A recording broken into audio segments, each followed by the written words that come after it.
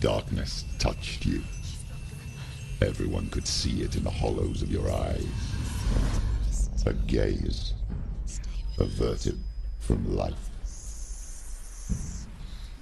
You ran from it but brought it nearer. Led it to him. An endless suffering, worse than death. And you wanted to surrender, abandon and to find peace with the gods. No.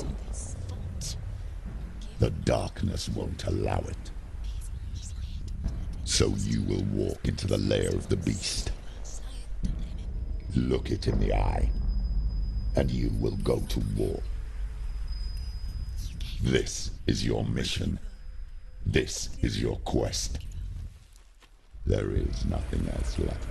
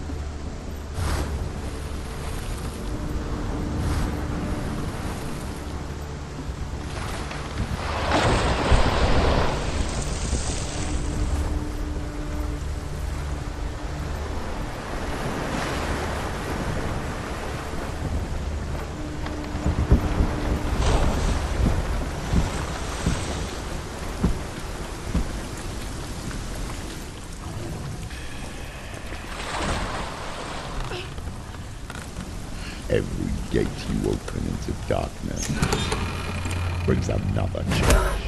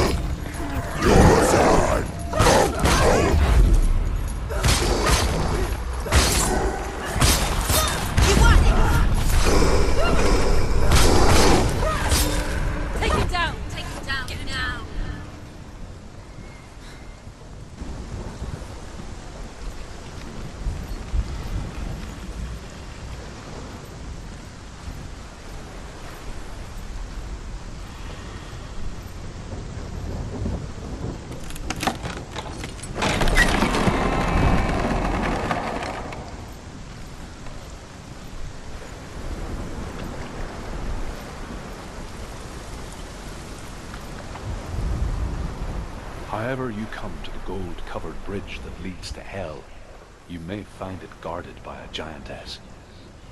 She will ask your name. She will ask your lineage. She will ask your business. The Northmen tell of the warrior woman Brynhild, who leapt into fire and rode to Hell to join her slain love Sigurd, and is challenged by the giantess.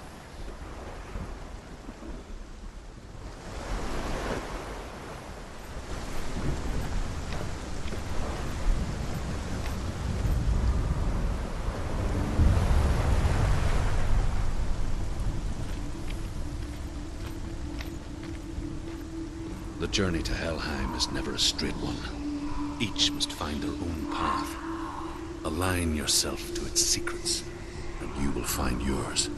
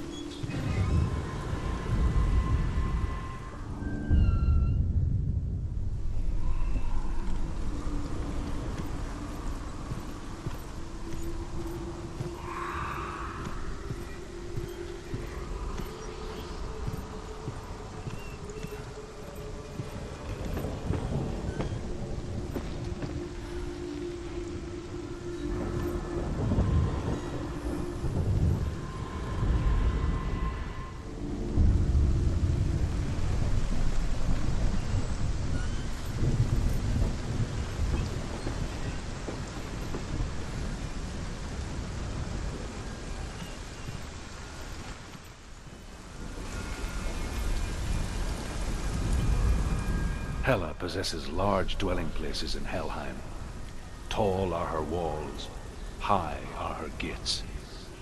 The name of her dish is hunger. Her knife is famine. On her threshold all will stumble. Her bed is called sick bed, and her bed hangings are called flames of a funeral pyre.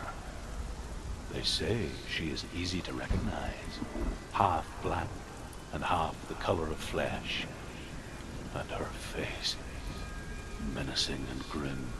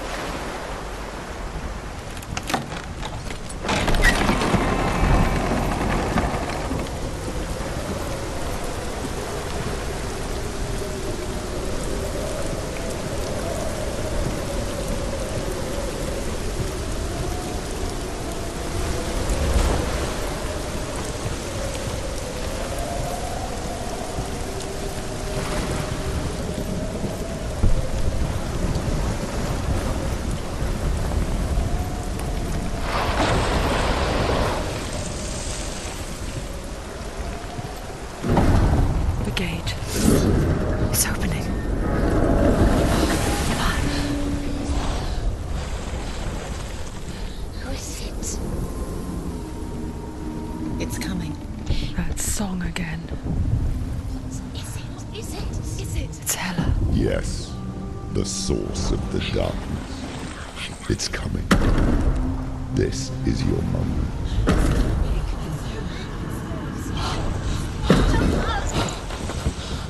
I'm sorry. I can't watch this. What are you doing? You're showing weakness. You're not a warrior. You're a disgrace. The gods will punish you for this. Pick up the sword. Pick it up. Fight the darkness. Fight it. Get up. Get up. Get up and fight.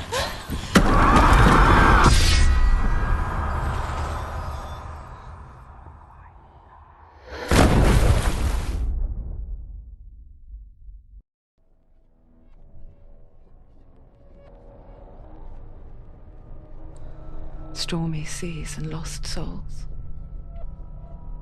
She's dreamt of this before. They say dreams are visions of our memories, thoughts and fears, as seen by our inner eye. But what if each one of us is always dreaming, even when awake, and we only see what our inner eye creates for us? Is this what hell is? A world shaped by Senua's nightmares.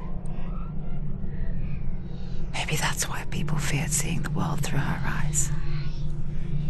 Because if you believe that Senua's reality is twisted, you must accept that yours might be too. You failed the gods. You're pathetic. Rotten. Cursed. What were you thinking? Did you really think you could win? How stupid can you be? So stupid. Everyone hates her. She's cursed. The shadow hates. Look at you. A warrior. Worthless. Weak. Pathetic. Go on. Feel sorry for yourself, because there's no one left to do that for you. Everywhere. You failed. What's that? Take it. If you're too much of a coward to fight, then end the suffering. Broken and lost. Just like your sword. Come on. Dare.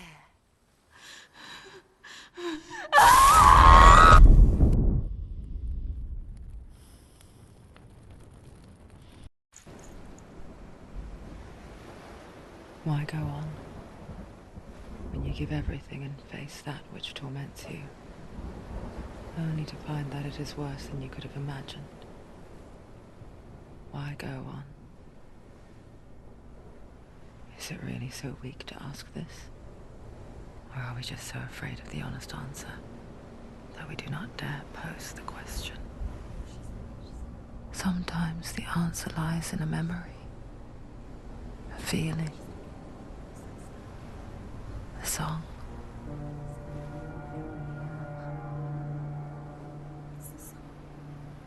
It's not real. It's a trick. It's not real. It is real. Listen to it.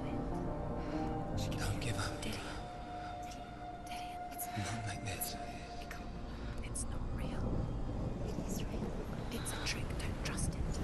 Maybe you're already dead. Who are you? Do you still believe in me, Shadow? No, it's You're not. It's a trick. It's a trick. He's already dead. He can't be here. It's impossible. Dillion. Come to me. Please.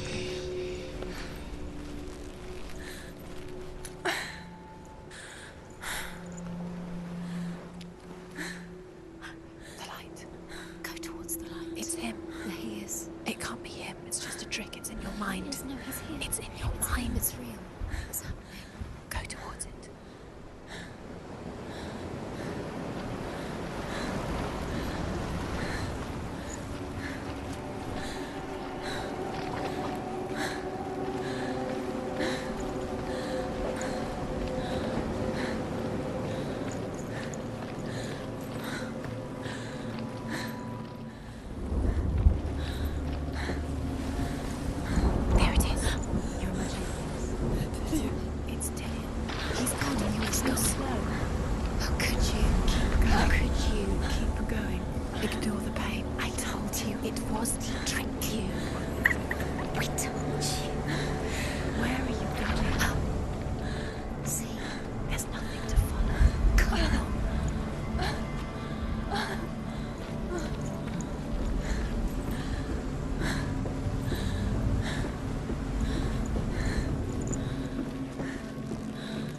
Before she first met him, she was not in a good place. Just a teenager, but not like the others. Barely functioning, she rarely left the house. Her father's in-bell made sure of that. Only occasionally did she venture out on her own, collecting firewood and herbs. Errands out in the Orkney plains. That was her world. Like this one. Barren and lonely.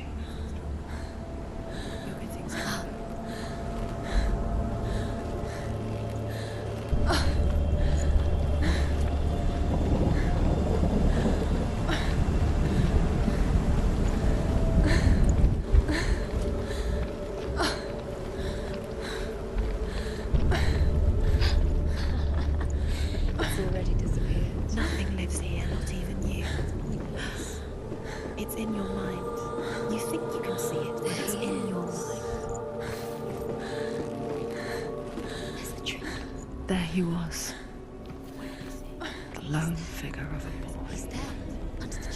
Sword play under the shade of a tree. She remembers the first time she saw him. To her young eyes, he moved as if dancing, and the world danced with him. The gloom lifted. For the first time in years, she felt a ray of hope. Where is he? He's there. He's there, under the tree. You can see him.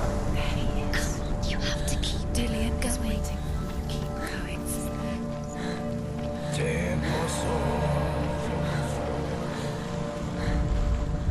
Sigmund's sister trades shapes with his sorcerers, and in disguise, she lies with her own brother. She gives birth to a son named Sinfjotli. After a time, she sends him to the forest to Sigmund. He tests the boy and finds him strong and fearless, and so they go to take their vengeance on King Siggeir. But luck is not on their side. They're captured, and Siggeir has them buried alive.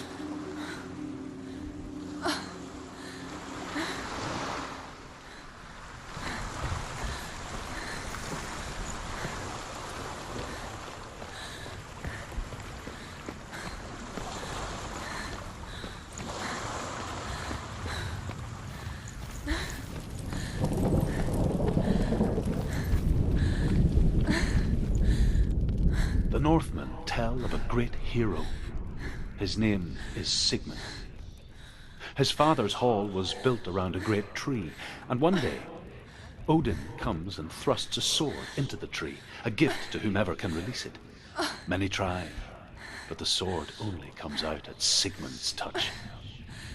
His brother-in-law, King Siggeir, wants it, but Sigmund refuses him, so King Siggeir plots revenge.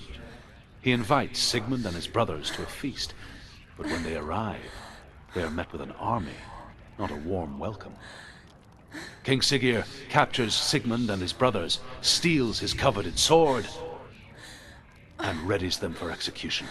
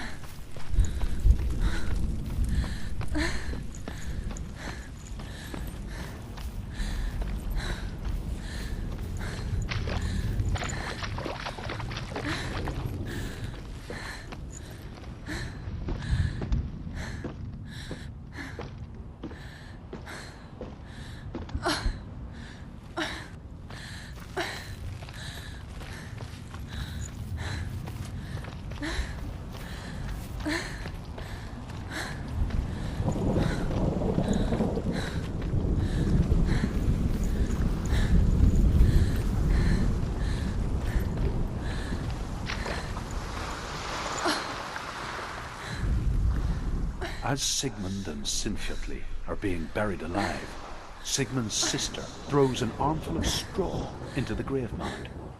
Hidden in the straw is Sigmund's sword, the gift of Odin. They cut their way out of the grave mound and set fire to Siggeir's hall. The king burns to death.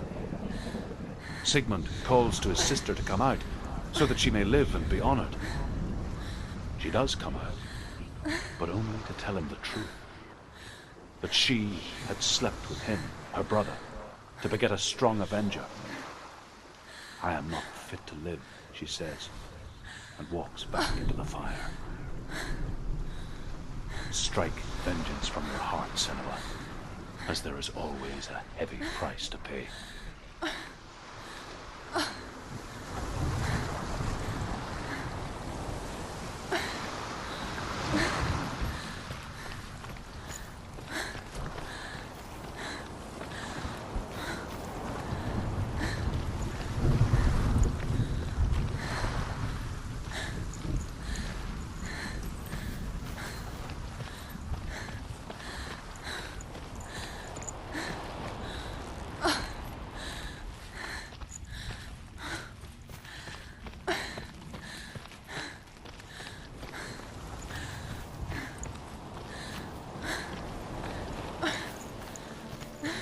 Day after day, watching from afar, she mimicked him, perfecting her own secret dance,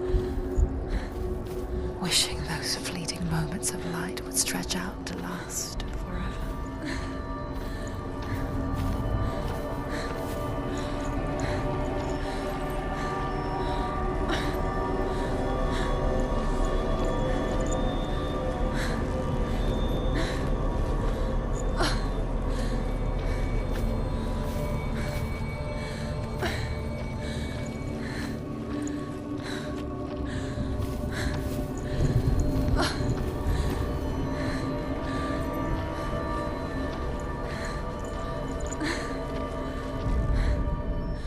Here is the end of Sigmund's story.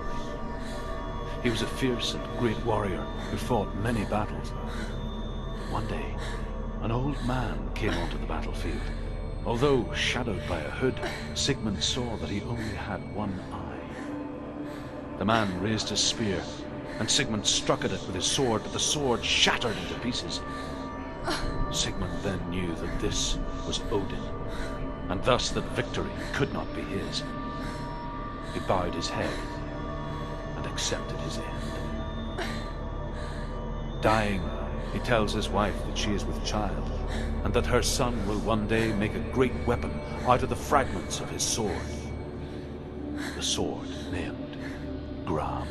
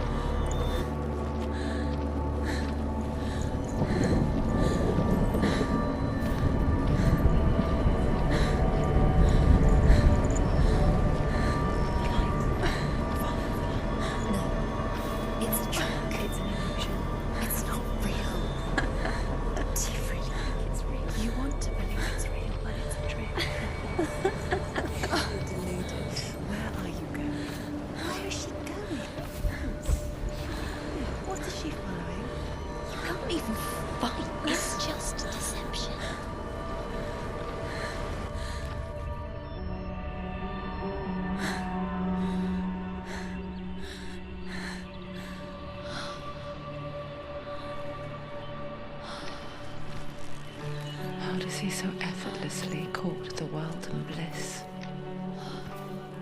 If only she could do the same. See the world through eyes anew and dance with it, just like he does.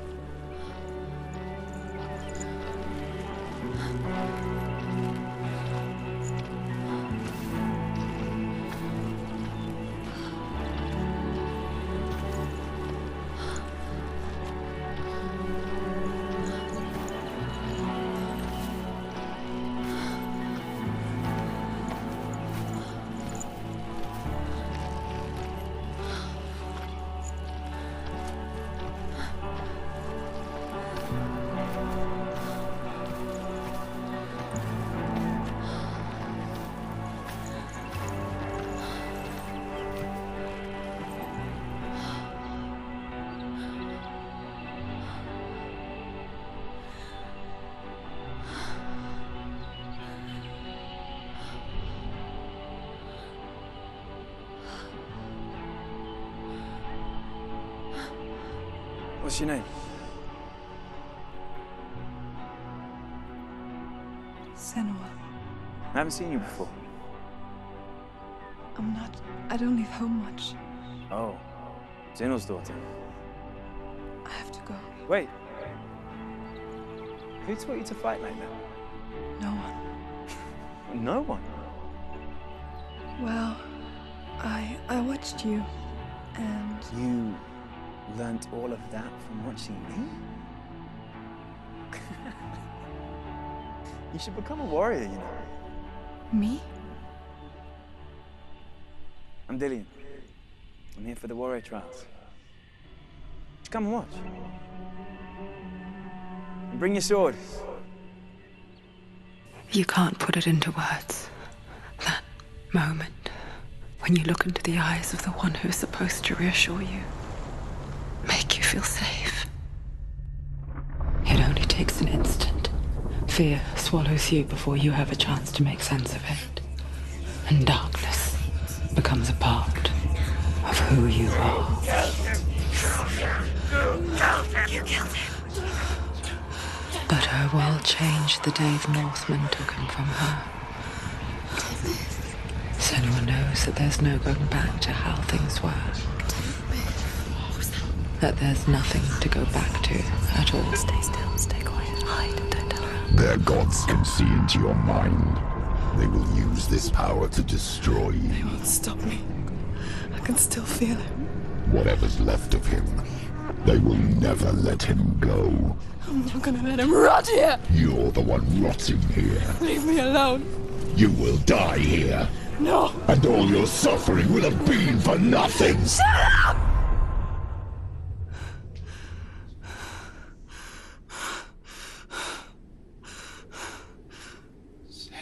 Dillion? Is that you?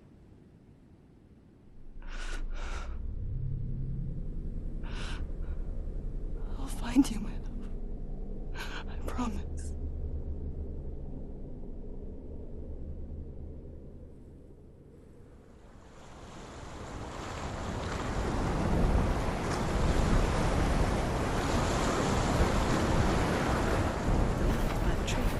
Can you see him? You want to believe it. Is he not real?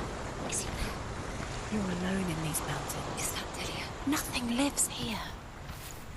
You won't survive. You met him by the tree. She met him by the tree. Maybe it's a sign, the tree. What's he trying to tell you? He's waiting for you by the tree.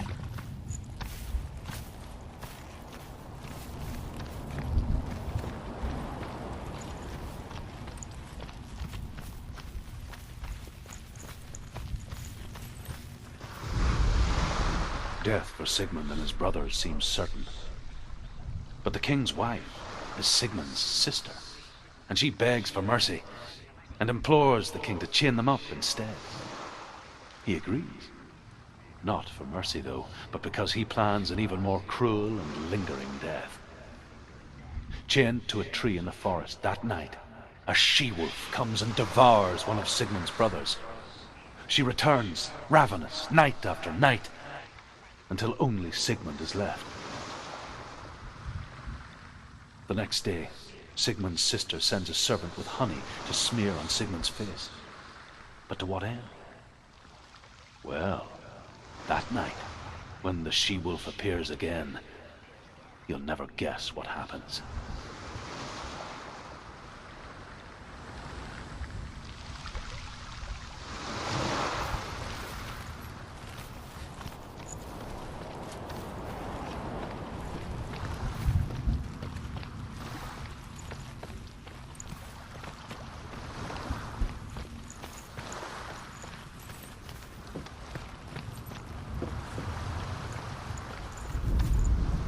As the she-wolf licks the sweet honey from Sigmund's face, he bites the wolf's tongue.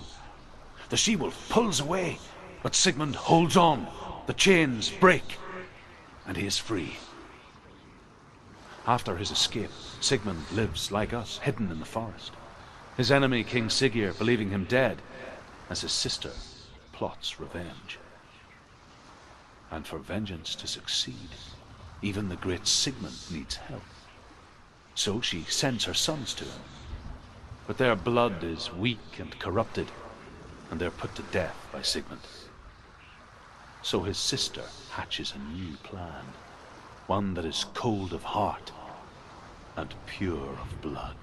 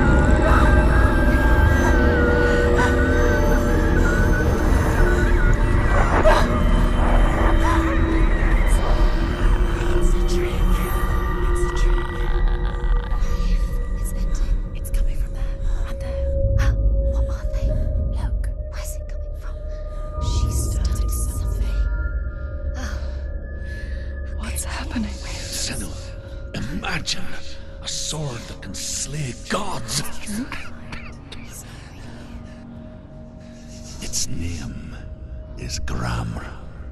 It was forged by the god of all Northmen, Odin, and gifted to Sigmund, a great warrior. I need this sword. It's important.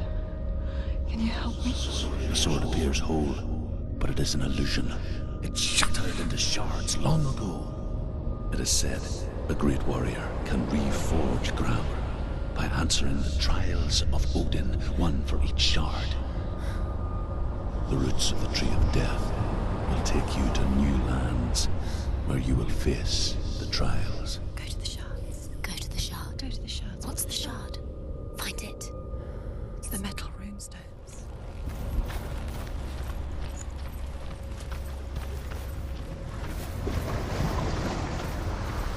Where is it? Find it. There it is. Focus. Where's the shard? Focus. Focus. Use your eyes. Look. Get closer. What can you see? A king in the north forced the dwarves to make a sword that would never fail and never rust, and that would slice through iron and stone and bring victory to its bearer. But the angry dwarves cursed it. It would be the death of a man every time it was drawn, and it would be the death of the king. Let me tell you about the sword Tyrving.